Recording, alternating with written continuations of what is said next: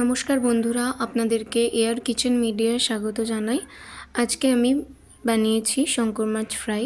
তার জন্য আমি মাছটাকে ভালো করে কেটে বেছে ধুয়ে নিয়েছি, এইভাবে পরিষ্কার করে নিয়েছি।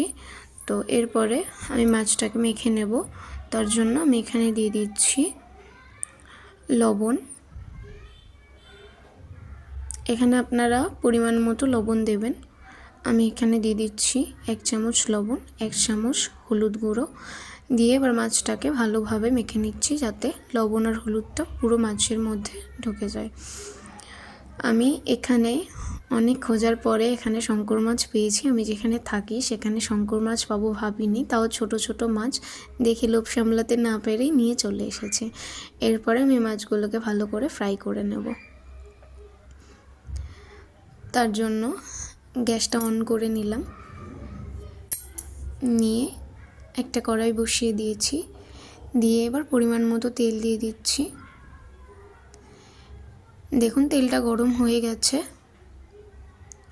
এরপর আমি একে একে মাছগুলোকে দিয়ে দিয়েছি। এবার আমি উল্টে পাল্টে ভেজে নেব। বন্ধুরা, আপনারা যদি আমার চ্যানেলে নতুন হয়ে থাকেন প্লিজ আমাকে সাপোর্ট করবেন, আমার চ্যানেলটি সাবস্ক্রাইব করে আমার পাশে থাকবেন। তো দেখুন আমার ভালোভাবে মাছগুলোকে উল্টে পাল্টে নেওয়া হয়ে গেছে। এবার কিছুটা রেখে দিয়ে এরপরে আমি মাছগুলোকে তুলে নেব। দেখুন কত সুন্দর মাছের কালারটা চলে এসেছে। এবারে দেখুন আমি সব মাছগুলোকে তুলে নিচ্ছি।